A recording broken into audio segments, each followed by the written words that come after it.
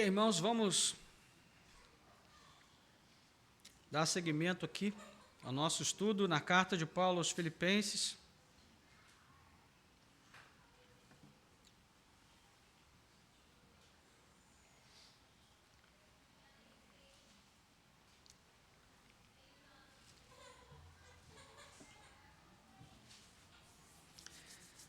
Carta de Paulo aos Filipenses.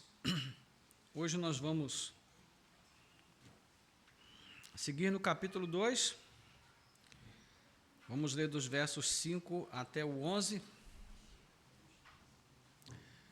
Mas antes, a título de introdução, quantos já ouviram falar do direito divino dos reis? Quantos já ouviram falar? Ninguém ouviu? Silvia já ouviu. O direito divino dos reis foi uma doutrina política que vigorou durante toda a Idade Média.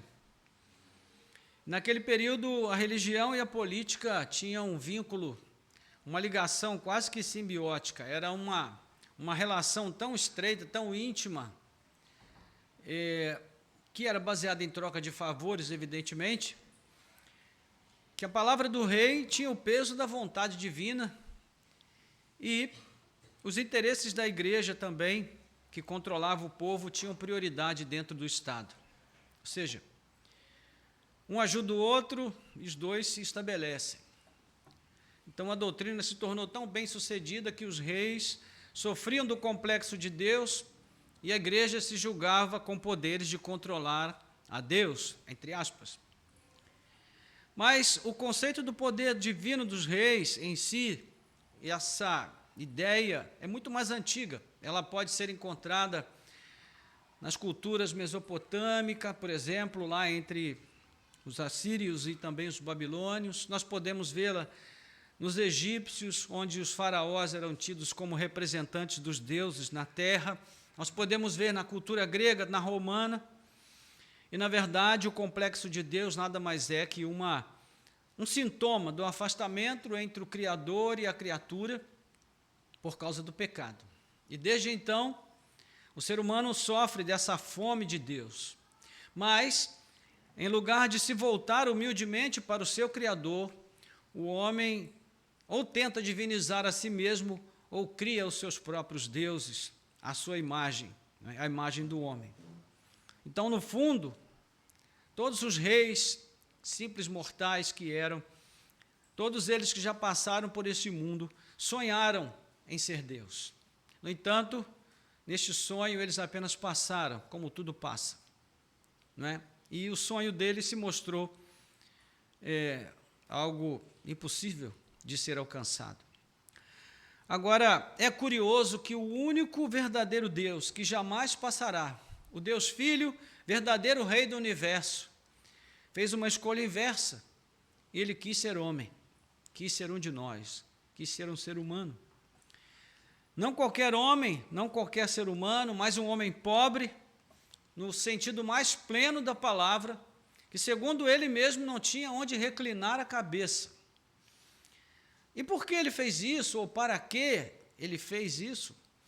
Para nos levar à presença de Deus por um caminho verdadeiro, legítimo.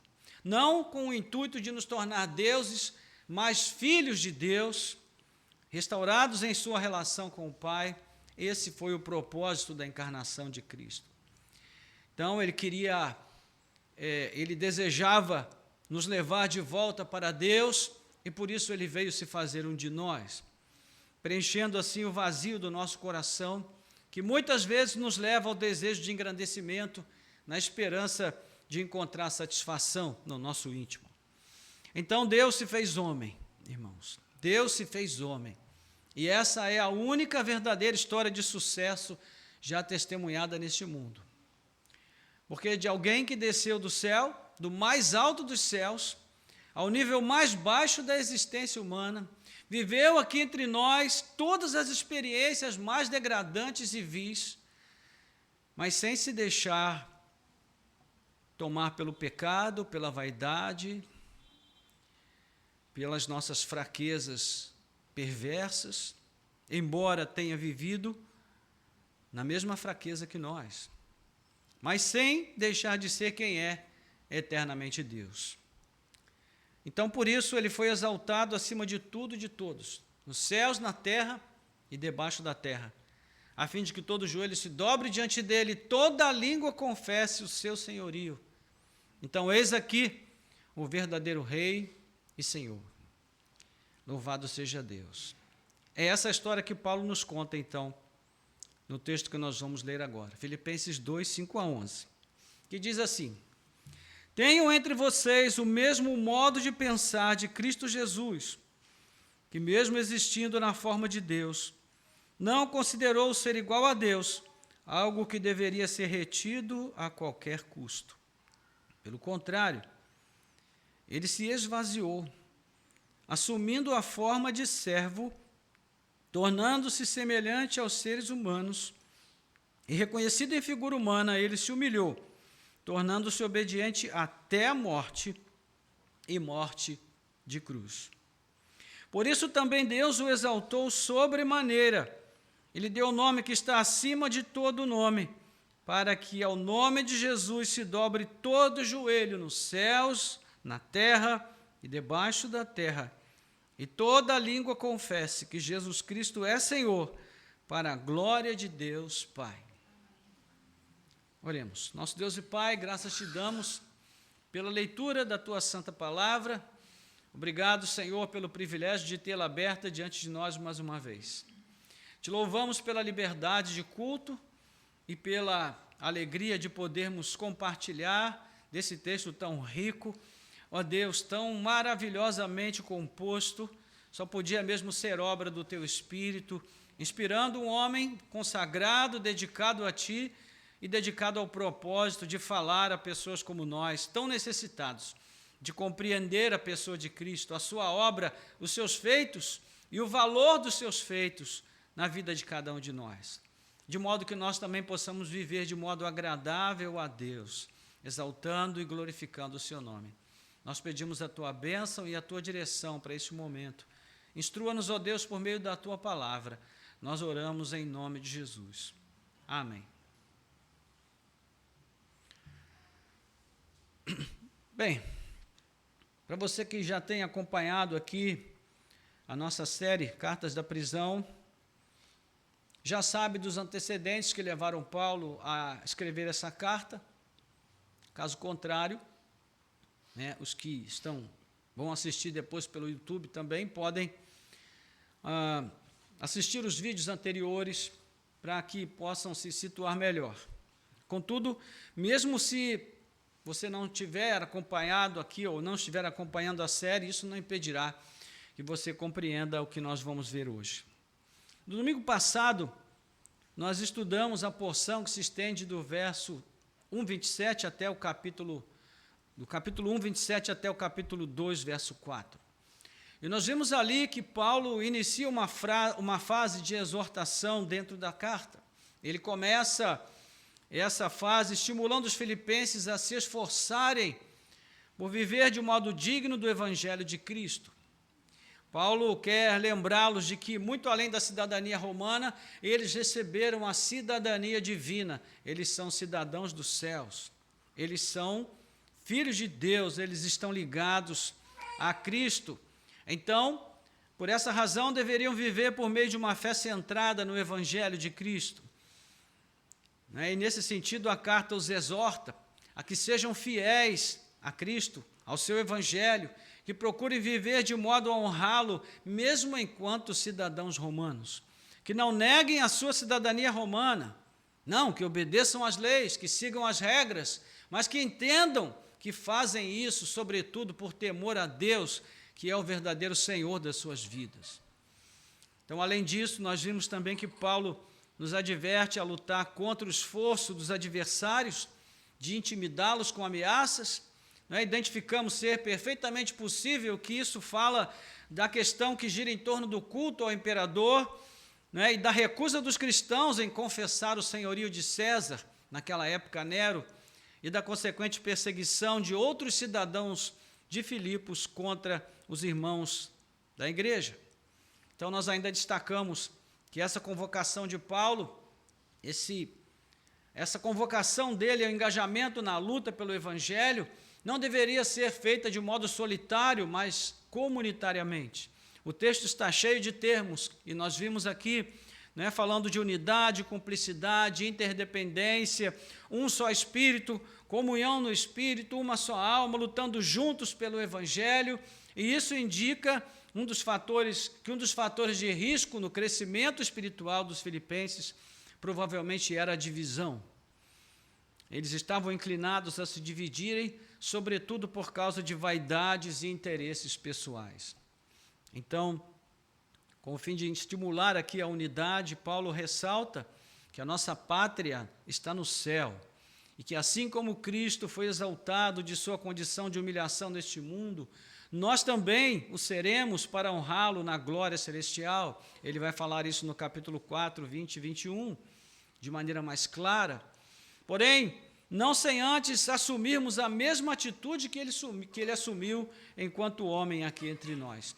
Por isso é que Paulo quer mostrar a eles este exemplo de qual deve ser a sua disposição interior, o seu modo de pensar, de qual deve ser a nossa disposição interior, o nosso modo de pensar, a fim de que superemos as diferenças e os obstáculos e sigamos unidos, lutando juntos por Cristo e pelo Evangelho.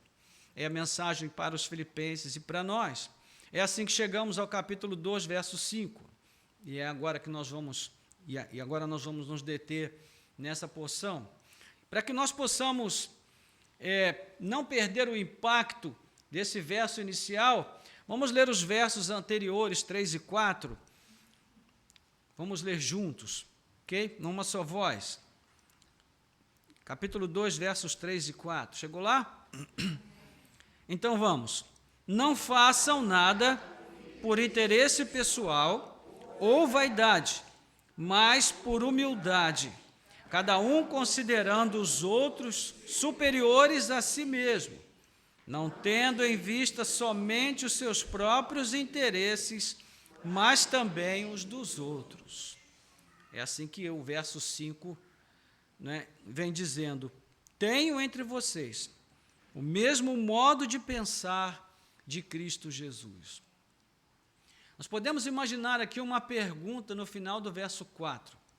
Quando Paulo diz, não façam nada por interesse pessoal ou vaidade, mas por humildade, cada um considerando os outros superiores a si mesmo, não tendo em vista somente os seus próprios interesses, mas também os dos outros. Nós podemos imaginar uma pergunta no final do verso 4 que diria assim: quem é que pensa ou que vive assim? Então a resposta não se faz esperar. No versículo 5, Paulo diz quem é que pensa e quem é que vive assim. O próprio Cristo. Ele é o modelo para nós, o modelo para a igreja, o modelo para todos aqueles que pretendem viver uma vida em comunhão com Deus. Ele está dizendo aos filipenses e a nós: se vocês quiserem viver o Evangelho e serem bem-sucedidos nesse propósito, olhem para Cristo. Ele é o nosso padrão.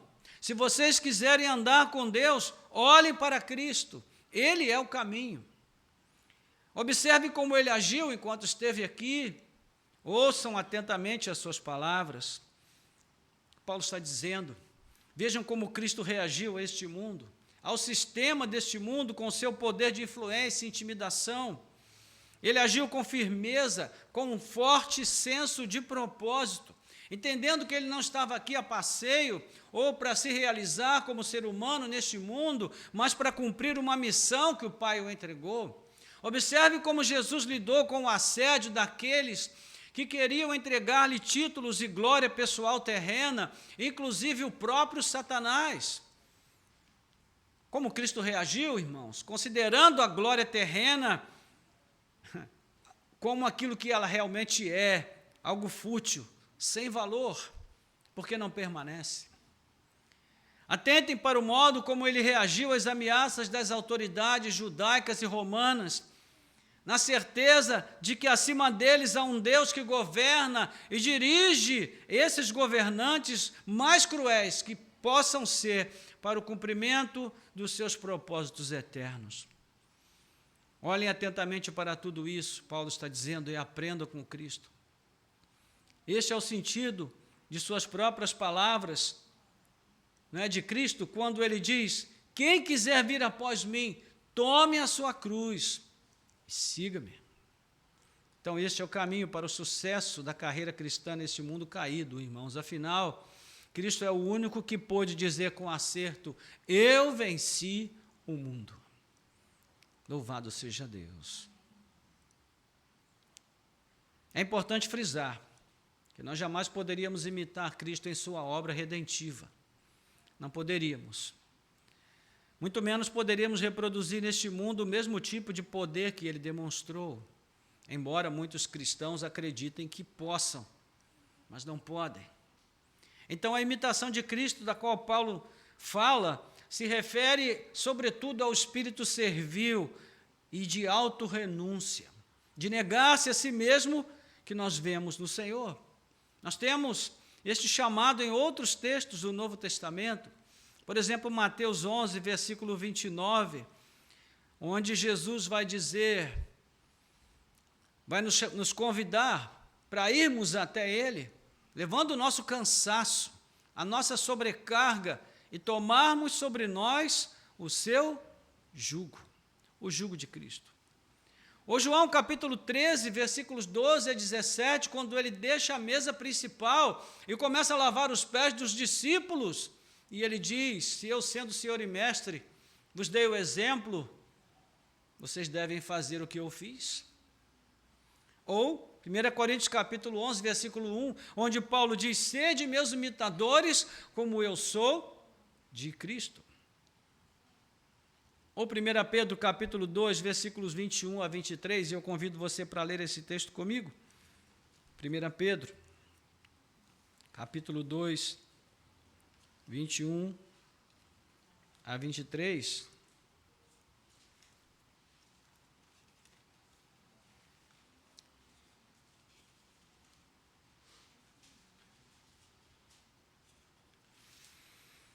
E que diz aí, irmãos? Porque para isso mesmo vocês foram chamados, pois também Cristo sofreu no lugar de vocês, deixando o quê? O exemplo para que vocês sigam os seus passos. Ele não cometeu pecado, nem foi encontrado engano em sua boca, pois ele, quando insultado, não revidava com insultos, quando maltratado, não fazia ameaças, mas se entregava àquele que julga retamente. Irmãos, como nós poderíamos fazer isso? Como nós poderíamos viver assim? A resposta está nas palavras de Paulo aos Gálatas, quando ele diz a eles: eu me sinto como alguém que sente dores de parto por vocês, até que Cristo seja formado em vocês. Só podemos, irmãos, reproduzir o caráter de Cristo, só podemos imitar a Cristo se Cristo estiver sendo formado dentro de nós. Se Cristo tomar o lugar principal, central, o trono dos nossos corações, até que não haja mais lugar para a nossa vaidade pessoal, para os nossos interesses, acima dos interesses de Cristo, dos propósitos de Cristo para nós. Então, nós voltamos ao texto onde Paulo sintetiza esse modus vivendi, terreno, exemplar de Cristo, né, e a sua consequência nesse belo hino que começa no verso 6, aqui ele mostra como a cruz, ou a morte de Cristo, se tornou o centro da mensagem vitoriosa do Evangelho. Agora, o hino avança, ele não fica na cruz, nem na morte. Ele vai mostrar o triunfo de Cristo sobre a morte, a sua ressurreição e a sua consequente ascensão. Ele subiu à mesma glória da qual havia abdicado quando se tornou um de nós. Então, a descrição paulina tem dois movimentos, um de descida e outro de subida, de exaltação depois da humilhação. Então, primeiro nós vamos falar sobre a humilhação de Cristo, versículos 6 a 8.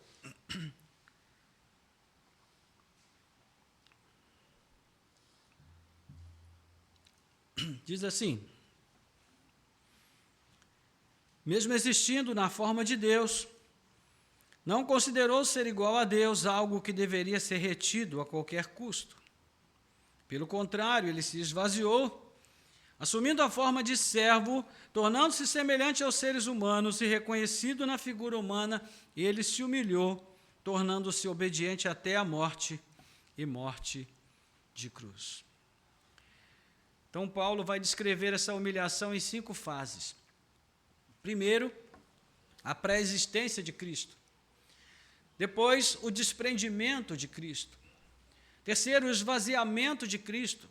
E quarto, a humanidade de Cristo. E quinto, a morte vexatória de Cristo.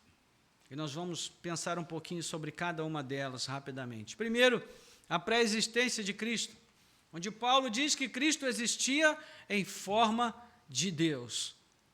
O que Paulo está dizendo é o seguinte, irmão: Jesus Cristo é Deus. Ele sempre foi e continuará eternamente sendo Deus. Aliás, o que expressa mais claramente a sua deidade, a sua divindade, é a sua natureza eterna. Os estudiosos da Bíblia já se empenharam bastante analisando o significado dessas palavras de Paulo. No entanto, não há nada melhor que a própria Bíblia para esclarecer a si mesma. Então, nós vemos outras passagens, a maneira como a palavra de Deus vai afirmar as mesmas coisas. Não é João 1, capítulo 1, vamos ler juntos. João, Evangelho de João, capítulo 1, versículo 1.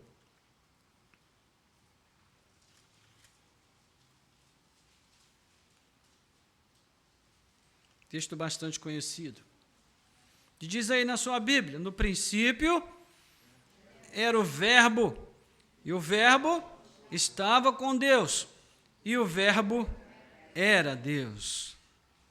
Nós sabemos que o Verbo aqui em questão, ele está falando de Jesus, não é? João capítulo 8, versículo 58, um pouquinho mais à frente.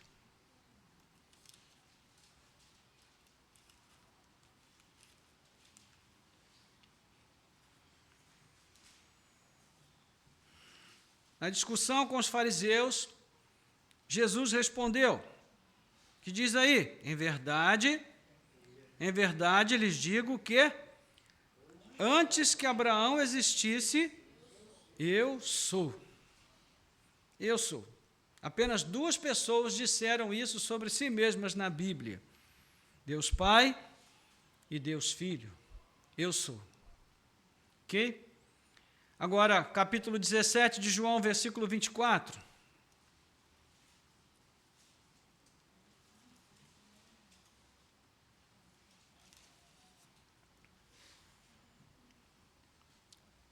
Oração de Jesus. O que dizem na oração? Quem pode ler em voz alta? Pai, a minha vontade é que, onde eu estou, também estejam comigo os que me deste, para que vejam a minha glória que me conferiste, porque me amaste antes da fundação do mundo. Amém. Ok, então veja, Jesus fala da sua pré-existência com o Pai antes da fundação do mundo. Colossenses, capítulo 1, versículos 15 e também o 17. Vai dizer: ele é a imagem do Deus invisível, o primogênito de toda a criação. Ele é antes de todas as coisas, nele tudo subsiste. Ou seja, Cristo é a razão de existência de todas as coisas. Capítulo 2 de Colossenses, versículo 9, que diz aí: porque nele, em Cristo, habita corporalmente toda a plenitude da divindade. Ok? 2 Coríntios, capítulo 4, versículo 4.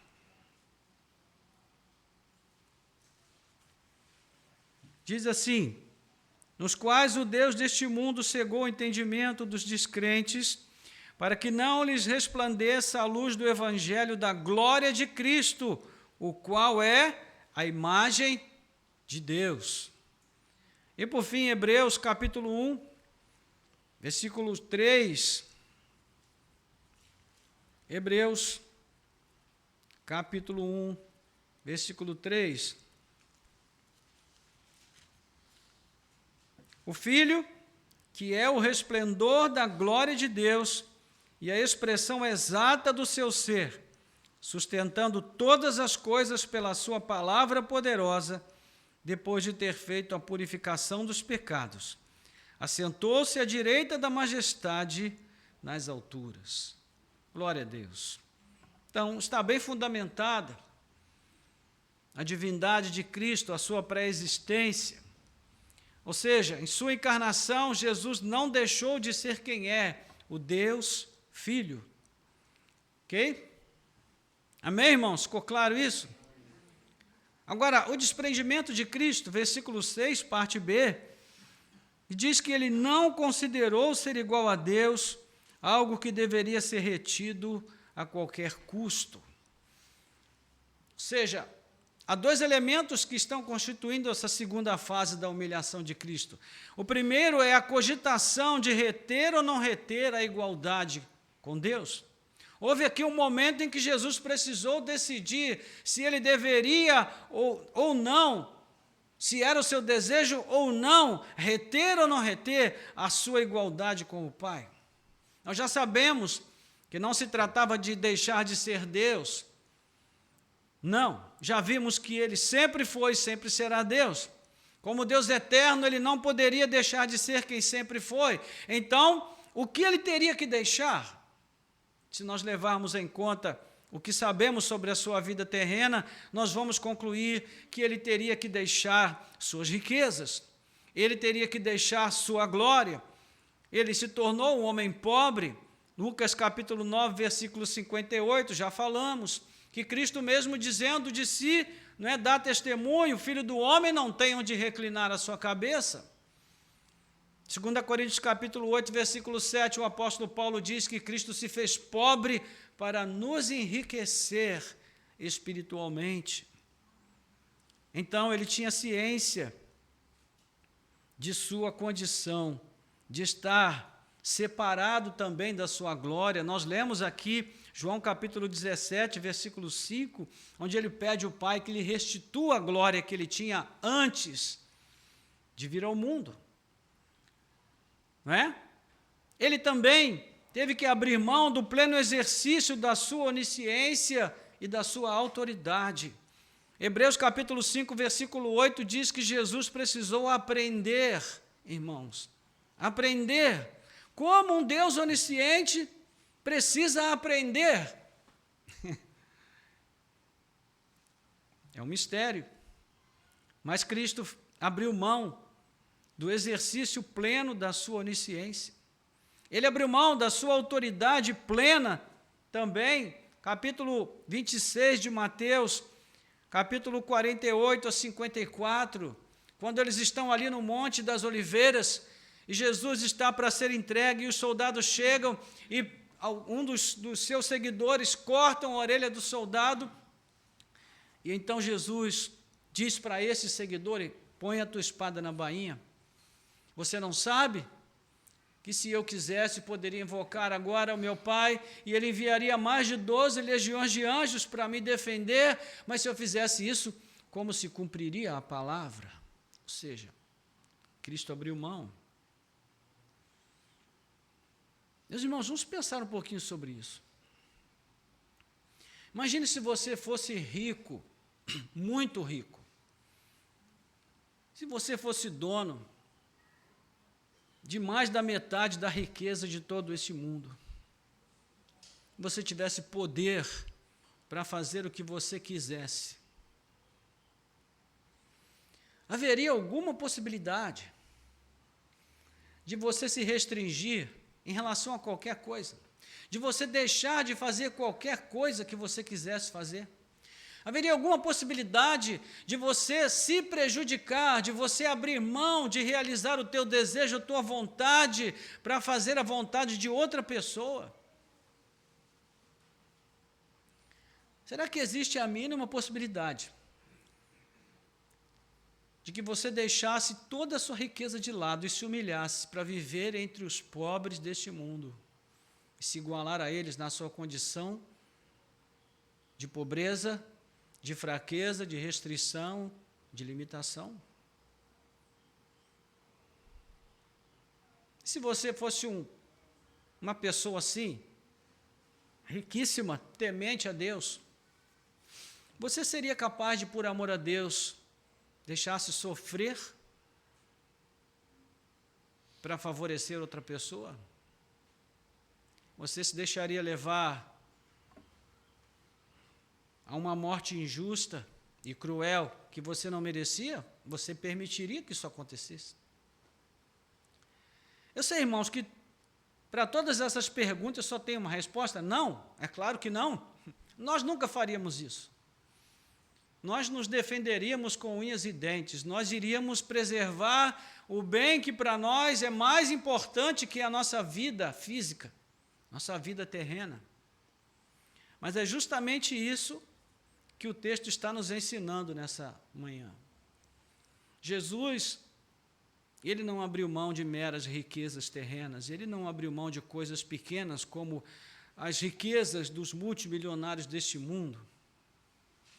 Ele abriu mão de muito mais, irmãos, muito mais. E por que ele fez isso?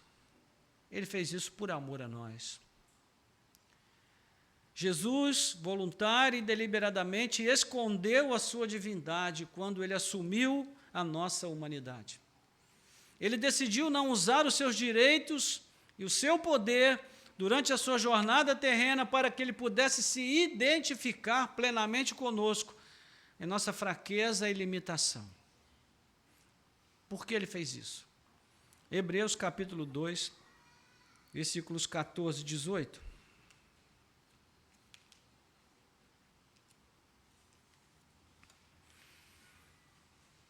Hebreus 2, 14 e 18. Chegou lá? Não? Chegou? Vamos ler juntos então. Visto, pois, que os filhos têm participação comum de carne e sangue, também Jesus igualmente participou dessas coisas, para que por sua morte destruísse aquele que tem o poder da morte, a saber, o diabo, e livrasse todos os que, pelo pavor da morte, estavam sujeitos à escravidão por toda a vida. Pois ele, evidentemente, não socorre anjos, mas socorre a descendência de Abraão. Por isso mesmo era necessário que, em todas as coisas, ele se tornasse semelhante aos irmãos, para ser misericordioso e fiel sumo sacerdote nas coisas referentes a Deus e para fazer a propiciação pelos pecados do povo. Pois naquilo que ele mesmo sofreu quando foi tentado, é poderoso para socorrer os que são tentados. Louvado seja Deus. Que texto maravilhoso, hein, irmãos?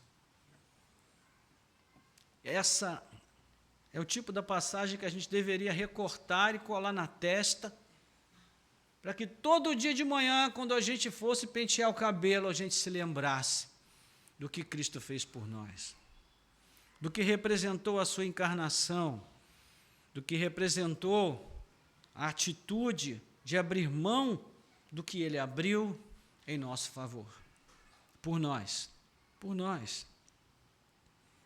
Mas aí, no segundo elemento, um custo envolvido em sua decisão, a NAA fala de reter a igualdade com Deus a qualquer custo.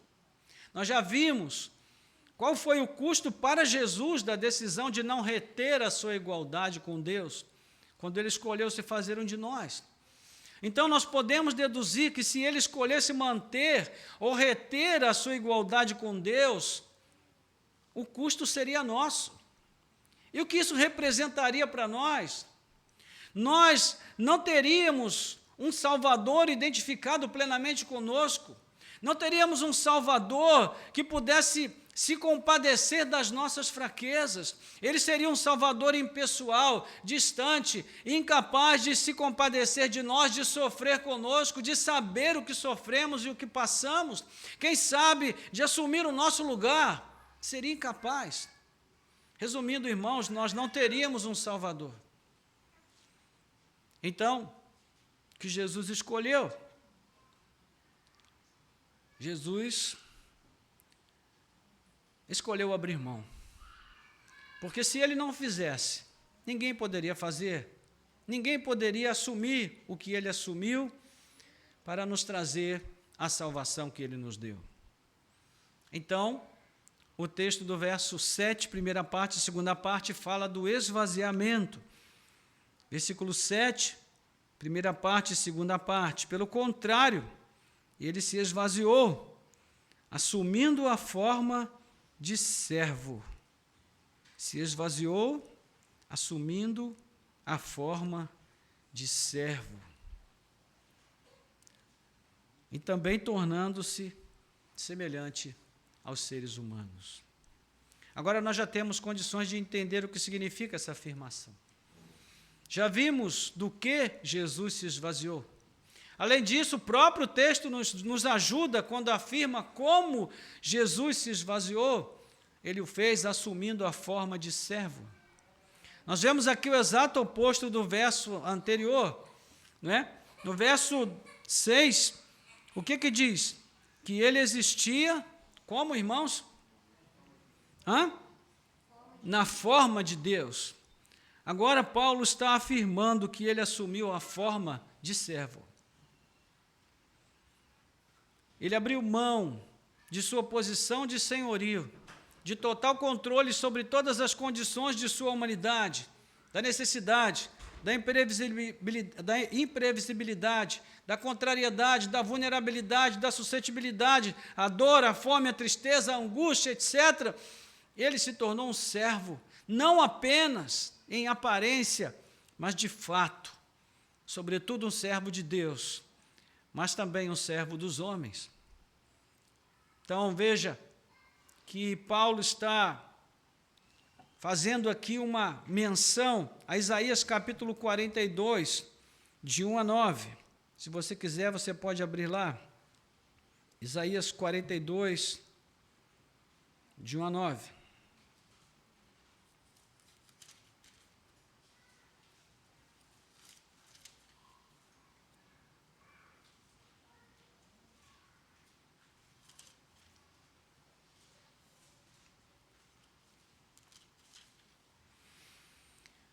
Diz assim: eis aqui o meu servo a quem sustenho, o meu escolhido em quem a minha alma se agrada. Pus sobre ele o meu espírito e ele promulgará o direito para os gentios. Não clamará, não gritará, nem fará ouvir na praça sua voz. Não esmagará a cana quebrada, nem apagará o pavio que fumega. Com fidelidade promulgará o direito. Não desanimará, nem será esmagado, até que estabeleça na terra a justiça, e as terras do mar aguardarão a sua doutrina. Assim Deus, o Senhor, que criou os céus e os estendeu, que formou a terra e tudo que ela produz, que dá fôlego de vida ao povo que nele está, e o espírito dos que andam nela. Eu, Senhor, chamei você em justiça, e o tomarei pela mão, o guardarei, e farei de você mediador da aliança com o povo, e luz para os gentios, para abrir os olhos dos cegos, tirar da prisão os cativos, e do cárcere os que jazem em trevas. Eu sou o Senhor, este é o meu nome. Não darei a mais ninguém a minha glória, nem a minha honra às imagens de escultura. E eis que as primeiras predições já se cumpriram, e agora lhes anuncio coisas novas, e antes que se cumpram, eu as revelo a vocês. Então Paulo está mostrando que estas profecias se cumprem em Cristo Jesus, de modo pleno. No capítulo 12 do Evangelho de Mateus, nós também vamos ver uma correspondência nesse sentido, versículos 15 a 21 do capítulo 12 de Mateus. Hoje estamos trabalhando bastante com a Bíblia. Nós vamos ler assim: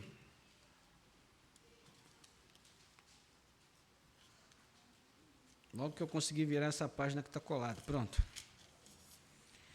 Diz o texto: mas Jesus, sabendo disso, afastou-se dali. Muitos o seguiram e a todos ele curou, advertindo-lhes, porém, que não os pusessem à publicidade. Isto aconteceu para se cumprir o que foi dito por meio do profeta Isaías. Eis aqui o meu servo que escolhi, o meu amado em quem minha alma se agrada. Farei repousar sobre ele meu espírito, e ele anunciará juízo aos gentios. Não entrará em discussões, nem gritará, não fará ouvir nas praças a sua voz, nem esmagará a cana quebrada, nem apagará o pavio que fumega, até que faça vencedor o juízo. E o seu nome os gentios colocarão a sua esperança. Louvado seja Deus. Seja, uma fonte bem segura que nos mostra que a profecia de Isaías se cumpre plenamente na pessoa de Jesus. Contudo, irmãos, ele permaneceu sendo Deus. Ele não trocou de natureza, mas assumiu também a natureza de um servo, ou seja, verdadeiro Deus, verdadeiro homem. E tudo que ele viveu aqui cumpriu cabalmente o plano de Deus, o propósito de Deus para a sua existência terrena. Isso torna ainda mais impressionante a encarnação de Cristo, de saber que não foi uma imposição, que ele sofreu aqui não porque não pudesse não sofrer, mas tendo o poder de não ser humilhado, ele se deixou humilhar. E mesmo tendo todo o conhecimento, se submeteu a aprender, como qualquer ser humano. Como Jesus fez isso, irmãos? Não sabemos. Talvez na eternidade saibamos, talvez, mas não importa. O que importa é que ele o fez, e ele fez por nós. Louvado seja Deus. A sua humanidade, tornando-se semelhante aos seres humanos, a última parte do verso 7, essa semelhança humana de Jesus, que ele assumiu, é tanto física quanto também tem implicações psicológicas, ou seja, a sua aparência e o seu comportamento se tornaram humanos. Ele usou fraldas. Lucas capítulo 2, versículo 7. Imagine você, Maria, trocando as fraldas de Jesus e se lembrando das palavras do anjo. Naquela época não tinha psicólogo, nem terapeuta. Como Maria conseguiu lidar com essa questão tão complexa? Jesus usou fraldas. Ele passou pelo processo de desenvolvimento físico. Lucas capítulo 2, versículo 4 e 52, diz que ele crescia no conhecimento e estatura, em aprendizado, em sabedoria. Ele teve uma família. Mateus 13, 55 e 56, diga-se de passagem, uma família complicada, muito complicada. Ele aprendeu e exerceu uma profissão. Marcos capítulo 6, versículo 3, Jesus foi carpinteiro. Não há como quantificar, evidentemente, a consciência de Jesus a respeito de suas duas naturezas. Ao mesmo tempo em que a Bíblia mostra Jesus conhecendo os pensamentos humanos, Marcos capítulo 2, versículo 8, onde diz que ele conhecendo o pensamento dos fariseus, os confrontou, ele também mostra cansaço em uma viagem a Samaria, João capítulo 4, verso 6, onde vai dizer que ele parou para descansar. Esse é um dos mistérios da nossa fé, irmãos, as duas naturezas de Jesus. Ao mesmo tempo em que ele jamais pecou, Deus o enviou em semelhança da carne pecaminosa, Romanos capítulo 8, versículo 3, perdão. Foi assim que ele destruiu o poder do pecado sobre nós e nos libertou. E por fim, a morte vexatória de Jesus, versículo 7d e verso 8, ele se humilhou, reconhecido em figura humana, ele se humilhou, tornando-se obediente até a morte, e morte de cruz.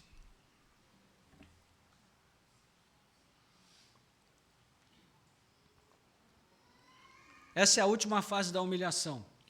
Jesus se entregou para morrer como um criminoso da pior espécie. E ele só foi reconhecido em figura humana como um homem qualquer, mas jamais como filho de Deus. Com isso, ele sofreu todo tipo de humilhações, de desdém, de escárnio, foi desprezado até pelos seus familiares. E olhando para esse quadro, o que se espera de uma pessoa, irmãos? Que ela reaja, que ela procure se impor, mostrar seu valor. Mas Paulo segue dizendo que Jesus se humilhou, tornando-se obediente até a morte, e morte de cruz. O texto mostra claramente que a morte por crucificação foi um ato voluntário de Jesus. E ele mesmo já havia antecipado esse fato, João capítulo 10, versículo 18, onde ele diz: ninguém tira a minha vida, eu voluntariamente a dou, para depois tornar a tomá-la. Então sua morte foi antes e acima de tudo um ato de obediência à vontade de Deus. Isso ganha um tom ainda mais dramático quando nós pensamos sobre o que estava envolvido na morte por crucificação, irmãos. Essa era a forma de punição mais brutal que se podia impor a um ser humano. Um crucificado podia passar vários dias pendurado até morrer. Seus punhos e seus pés transpassados por cravos que atingiam várias terminações nervosas impunham a ele uma dor inimaginável.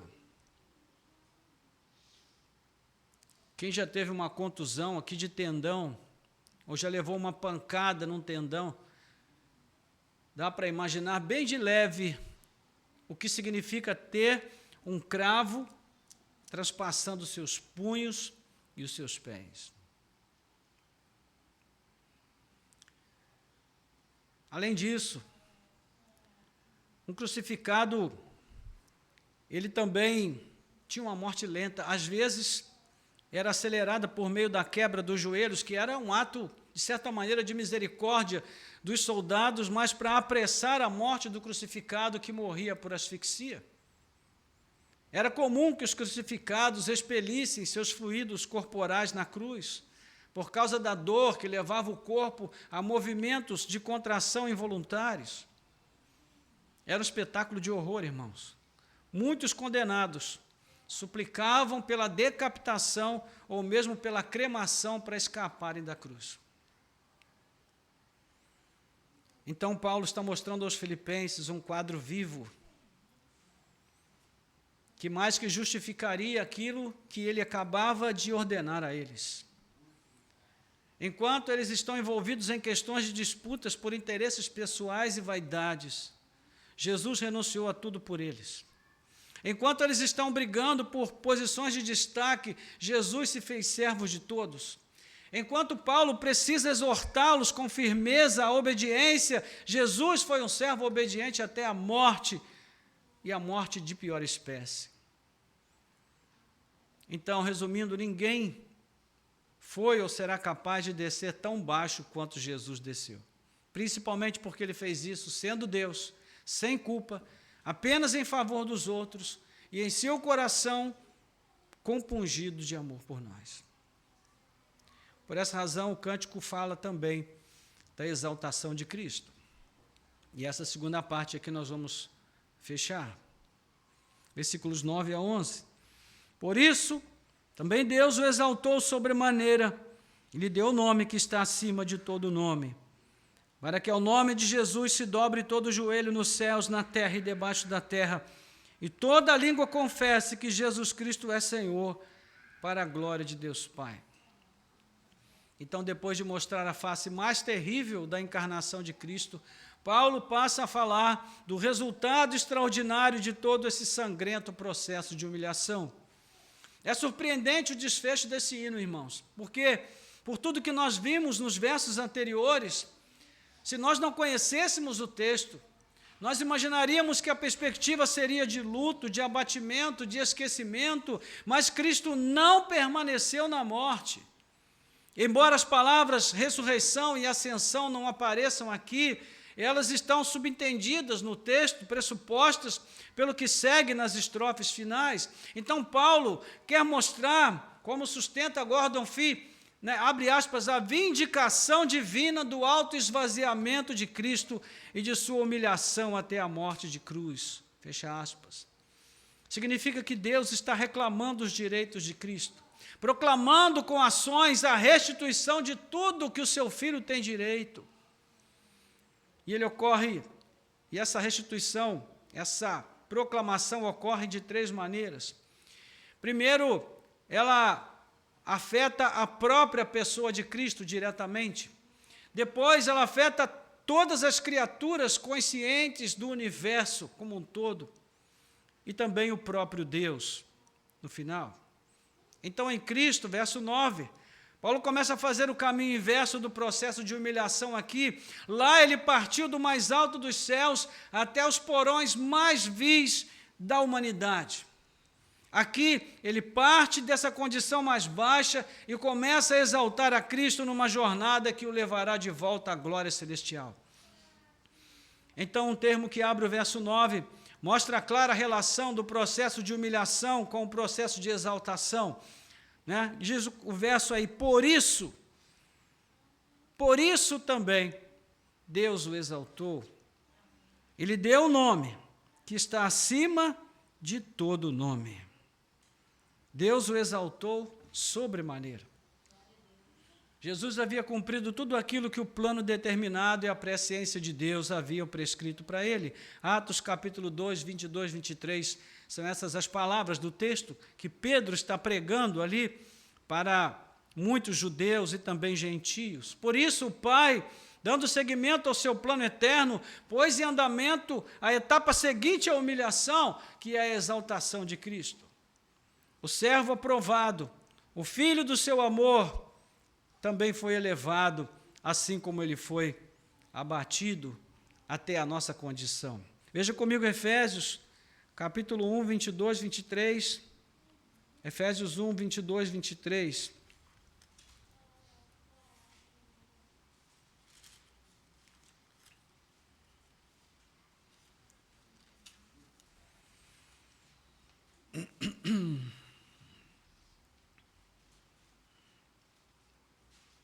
Aliás, Efésios 1, 20 a 22.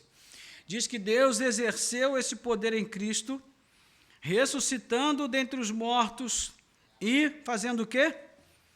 Assentar-se à sua direita nas regiões celestiais, acima de todo principado, potestade, poder, domínio e de todo nome que se possa mencionar, não só no presente século, mas também no vindouro, e sujeitou todas as coisas debaixo dos pés de Cristo. Louvado seja Deus.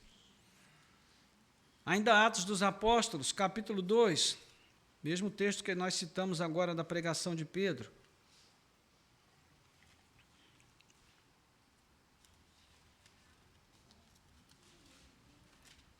Atos, capítulo 2, versículo 24. Que diz aí, irmãos? Quem pode ler em voz alta? Porém, Deus o ressuscitou, livrando-o da agonia da morte, que não era possível que fosse retido por ela. Agora 32 a 34. Vamos ler juntos? Deus ressuscitou este Jesus, e disto todos nós somos testemunhas, exaltado, pois, à direita de Deus, tendo recebido do Pai a promessa do Espírito, derramou isto que hoje vocês estão vendo e ouvindo. Louvado seja Deus. Só até aí.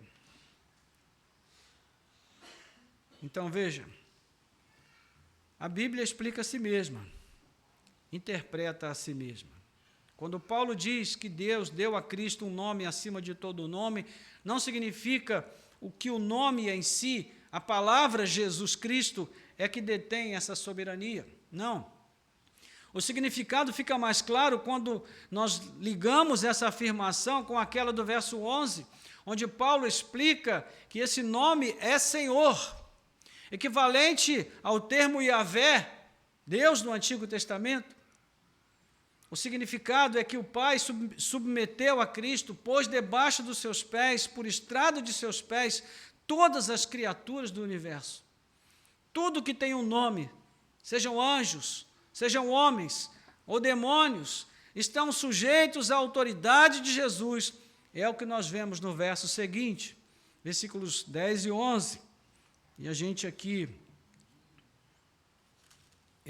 vai chegando ao final do hino, para que o nome de Jesus se dobre todo o joelho nos céus e na terra e debaixo da terra, e toda a língua confesse que Jesus Cristo é Senhor, para a glória de Deus Pai. E Paulo aqui está. Agora nós vamos ver aqui a vindicação de Cristo nas criaturas. Paulo está tomando emprestado uma passagem de Isaías, capítulo 45, versículo 23. Ali o próprio Deus está dizendo que ele estabelecerá um tempo em que todo joelho se dobrará e que toda língua o confessará. Ele está chamando de volta o seu povo que havia se voltado para os deuses falsos, com a promessa de que em Deus, em Israel, seria justificado. Então Paulo está dizendo que Cristo recebeu um senhorio igual ao do próprio Deus, ou seja, ele volta a ser igual a Deus. Dizendo de outra maneira, irmãos, o direito de reverência absoluta que pertencia a Yahvé no passado foi transferido aqui ao Deus Filho, após a sua ressurreição e ascensão. Nós devemos levar em conta a linguagem teológica comum nos escritos de Paulo, onde ele fala de certos eventos usando o tempo presente, mas sob uma perspectiva escatológica. O que isso significa? Que ele antecipa eventos futuros, afirmando o seu cumprimento como já consumados.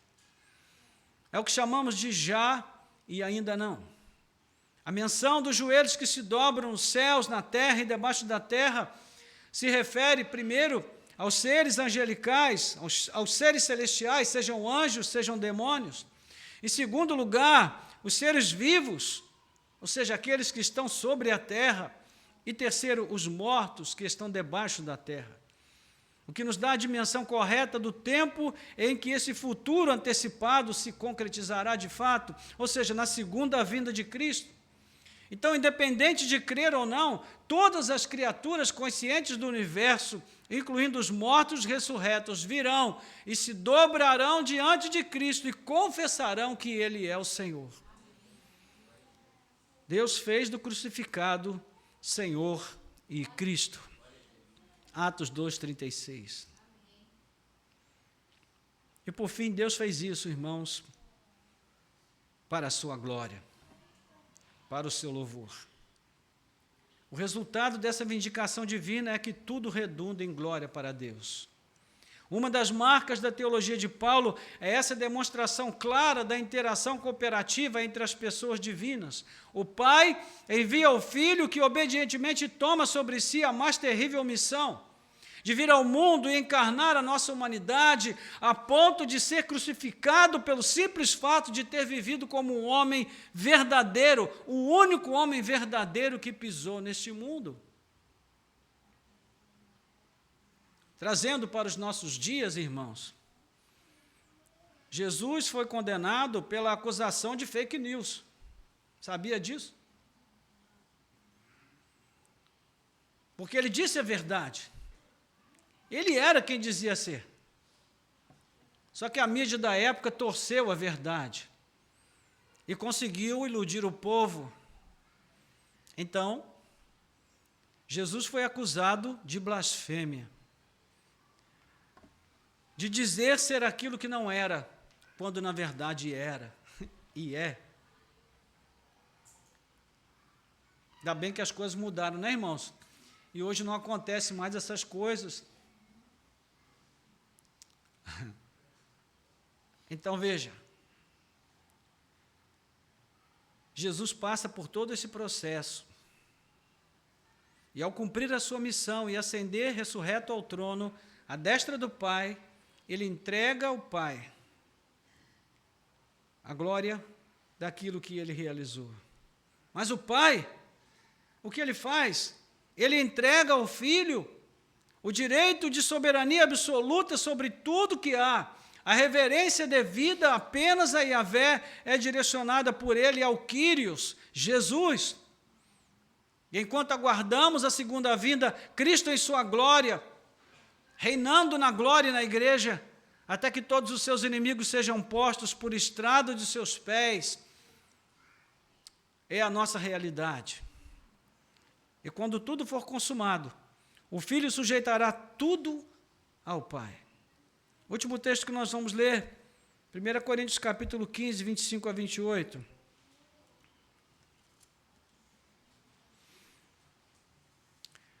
Porque é necessário que Ele, ele aqui falando de Jesus, reine até que tenha posto todos os inimigos debaixo dos seus pés. O último inimigo a ser destruído é a morte, porque ele sujeitou todas as coisas debaixo dos seus pés. E quando diz que todas as coisas lhe estão sujeitas, certamente exclui aquele que tudo lhe sujeitou, ou seja, o próprio Deus. Quando, porém, todas as coisas lhe estiverem sujeitas, então o próprio Filho também se sujeitará àquele que todas as coisas lhe sujeitou, para que Deus seja tudo em todos. Ou seja, o Filho, no final de tudo, quando tudo estiver consumado, ele mesmo se sujeitará ao Pai. Então o Pai e o Filho enviaram o seu Espírito para assegurar que a igreja também viva com esse propósito de promover a glória de Deus. Vamos pensar sobre isso, irmãos. Um relacionamento familiar onde não existe competição, mas apenas cooperação. Onde um trabalha pelo bem do outro. Onde um trabalha para promover a exaltação do outro. O pai exalta o filho, que por sua vez exalta o pai, que dá primazia ao Espírito Santo de permanecer no mundo como aquele que é a garantia da igreja. A garantia de que a igreja será tudo aquilo que Deus planejou ser. E o Espírito trabalha com o objetivo de glorificar o Pai e o Filho. Percebe? Por isso, a Trindade bendita é a família que nós devemos ter como modelo. É nela que nós devemos nos espelhar, porque ali não existe competitividade, existe cooperação. Um amor cooperativo, sacrificial e servil, onde um quer apenas o bem do outro. Observe então essa atitude sempre desprendida das três pessoas benditas. Veja como a obediência é algo inerente, ela está associada indissoluvelmente ao próprio plano salvífico de Deus. Isso nos leva então à conclusão. Num primeiro momento, Paulo tem a intenção de despertar os filipenses e a nós para o seguinte fato: o Deus Filho renunciou aos seus privilégios, mesmo sendo Deus e sempre sendo Deus, para viver uma vida servil e sacrificial por nós, a ponto de morrer cravado em uma cruz. Então, ele ainda está olhando para trás, Paulo está olhando para trás, para os versos 3 e 4. E ele está pensando, não façam nada por interesse pessoal, vaidade, mas por humildade, cada um considerando os outros superiores a si mesmo, não tendo em vista somente seus próprios interesses, mas também os dos outros. Olhe para Cristo. Há uma pergunta ressoando aqui: como poderíamos nós viver a vida cristã apegados a desejos e ambições mesquinhas, em disputas e rixas por causa de glória terrena e privilégios vãos, irmãos? A gente às vezes faz caso de uma caneta. Essa caneta é minha. Não, mas eu achei, mas é minha, comprei. Meu Deus. A gente faz caso de coisas tão pequenas, tão insignificantes. E Paulo está dizendo: olhe para Cristo, olhe para o que Ele deixou. Aprenda a abrir mão, aprenda a renunciar. Aprenda a ser um verdadeiro imitador de Cristo. Se você realmente está associado a Ele, você precisa mostrar o seu caráter ao mundo. Então, irmãos, estamos sendo chamados a uma outra forma de vida, de autorrenúncia, ao esforço de andar no caminho da humildade, da simplicidade e do propósito de servir a Deus e ao próximo, especialmente aos irmãos da fé. Os que estão em Cristo devem andar de modo digno de Cristo, é o que ele diz no capítulo 1, verso 27. Como essa mensagem é revolucionária, irmãos, nos dias de hoje, onde todos estão em busca do seu momentinho de glória. E as redes sociais se tornaram o palco para a exibição de todos esses que querem buscar glória pessoal. Muito dificilmente, hoje uma pessoa consegue fazer boas coisas por motivos bons. A maioria faz coisas que até são boas, mas por motivos fúteis, mesquinhos, vaidosos, apenas para se exibir, para ter os seus 5 minutinhos de glória e de fama. E as redes sociais estão formando milionários que não têm nada para nos oferecer. E quanto mais medíocre, pequena e sem conteúdo é a mensagem, mais ela faz sucesso. Porque nós vivemos num mundo que valoriza a deseducação, que valoriza a desinformação. Então, como essa mensagem é revolucionária nos dias de hoje? De olhar para um Cristo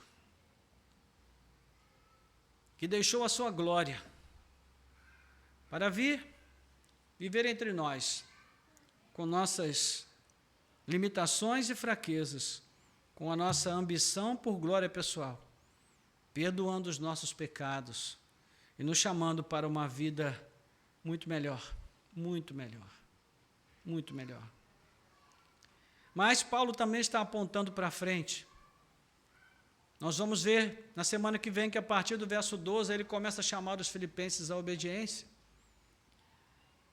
Sim, porque essa graça radical que nos foi doada em Cristo deve nos levar à imitação de Cristo, também em sua obediência incondicional.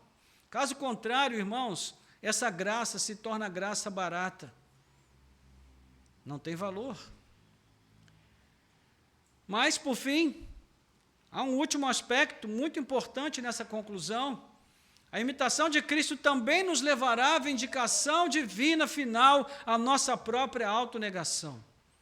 É uma promessa do Senhor pelo mesmo autor em outras cartas.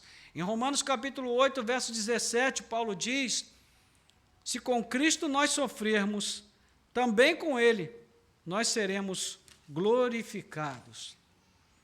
Em 2 Timóteo, no capítulo 2, versículos 11 a 13, ele diz assim: fiel é esta palavra, se já morremos com Ele, também viveremos com Ele. Se perseveramos, também com Ele reinaremos. Se o negamos, Ele por sua vez nos negará. Se somos infiéis, Ele permanece fiel, pois de maneira nenhuma pode negar a si mesmo. É o que também está implícito aqui. O caminho legítimo para a glória e a exaltação não é a imposição da nossa humanidade sobre outras humanidades. Vou repetir. O caminho para a glória e a exaltação, o caminho legítimo, não é a imposição da nossa humanidade sobre outras humanidades, mas é a imitação da humanidade de Cristo. Esse é o caminho, irmãos. Se nos humilharmos com Ele temporariamente, seremos exaltados com Ele eternamente. Mas se nos dedicarmos a nos exaltarmos sem Ele temporariamente, seremos por Ele humilhados eternamente. Então, que Deus nos livre de toda essa temeridade que uma vida sem Cristo representa. Tenham em vocês o mesmo modo de pensar de Cristo Jesus. Glória a Deus.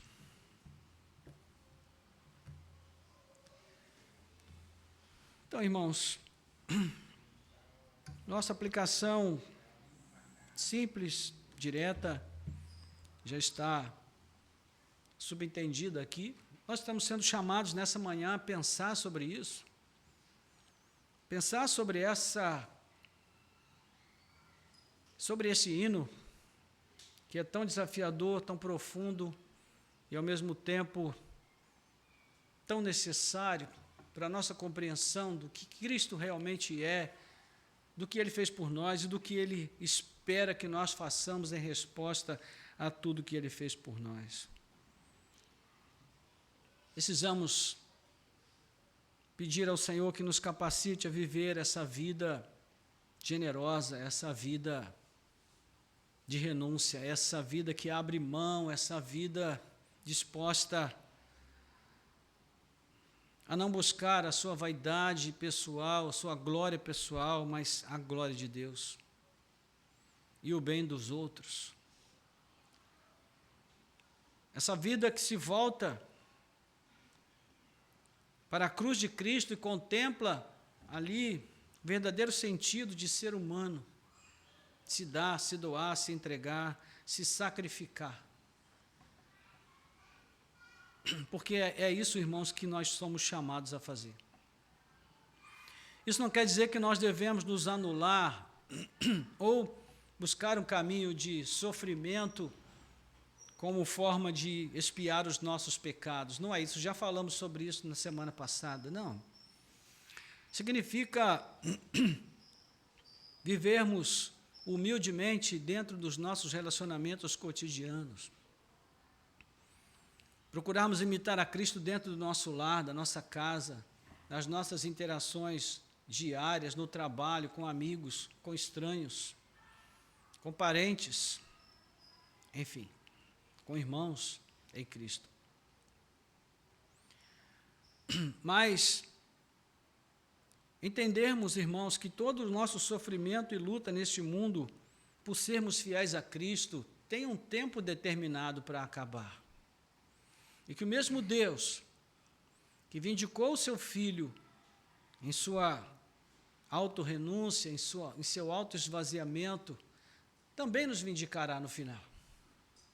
Nós também seremos exaltados, não à semelhança de Cristo, mas a uma vida gloriosa na sua presença, onde nós realmente seremos tudo aquilo que Deus planejou para nós.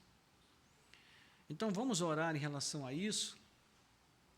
Gostaria de cantar uma canção com você, muito antiga, não sei se os irmãos conhecem, mas é baseada em Filipenses 2. Quem conhecer, me ajude, por favor, aí com a melodia. Então vamos lá, diz assim: deve existir dentro de nós o sentimento que houve também em Jesus, que sendo Ele em forma de Deus, não exigiu nem mesmo falou dos seus direitos que tinha como Deus, mas pôs de lado seu poder e sua glória, obedeceu e se humilhou,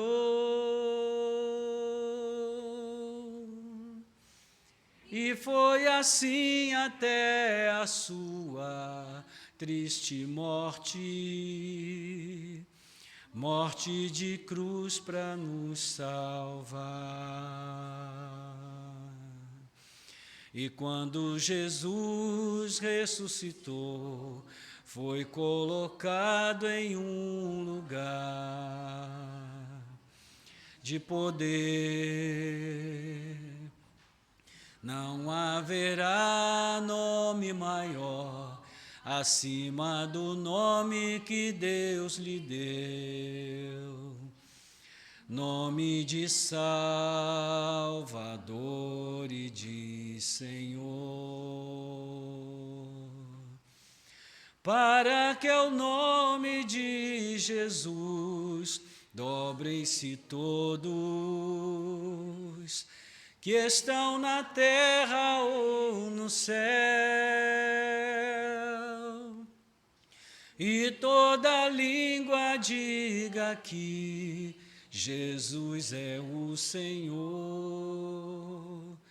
para a glória de Deus Pai. Glória a Deus. Sim, Senhor, nós fazemos esta oração nesta manhã.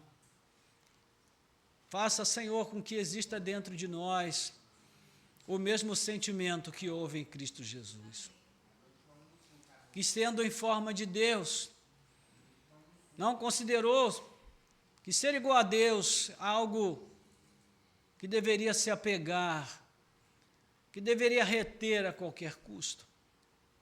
Antes, tomou sobre si o peso da nossa humanidade frágil e decidiu livre e espontaneamente pagar o preço, morrendo numa cruz pelos nossos pecados. Por isso o Senhor o exaltou e lhe deu um nome que está acima de todo nome. É por isso que hoje, Senhor, nós temos plena garantia de que nós estamos seguros. Porque sobre nós existe um rei que governa soberanamente, poderosamente, que diferentemente de todos os reis da terra, ao invés de buscar a glória, ele buscou se fazer um de nós. Deixou a sua glória para viver a nossa triste humanidade, sofrendo aqui todo o peso da nossa limitação, da nossa angústia, dos nossos tantos abatimentos, Senhor, vivendo para fazer o bem, para curar, para ressuscitar, para libertar, mostrando dando uma pequena amostra do que será a vida na glória celestial. Ó Senhor, ajuda-nos a compreender a profundidade do que Cristo fez por nós, a fim de que nós possamos também decidir por uma vida de humildade, por uma vida de quebrantamento, por uma vida de renúncia, não buscando os nossos próprios interesses, a nossa vaidade pessoal, mas vivendo um relacionamento aberto, generoso, sacrificial, servil, ó Deus, com todas as pessoas com as quais interagirmos nessa vida, para que Cristo seja visto através do nosso testemunho, das nossas palavras, do nosso silêncio, Senhor. E leva-nos aos teus propósitos, de tal maneira que nós possamos viver aqui em esperança e na certeza de que em breve o Senhor trará consumação à tua obra neste mundo e nós seremos vindicados também na nossa autonegação, onde o Senhor nos dará tudo aquilo, não que é nosso direito, mas que Cristo conquistou por nós, na sua grande obra realizada em nosso benefício. Nós oramos assim, Senhor, entregando as nossas vidas, nos submetendo ao poder da tua palavra. Oramos em nome de Jesus. Amém. Amém. Glória a Deus.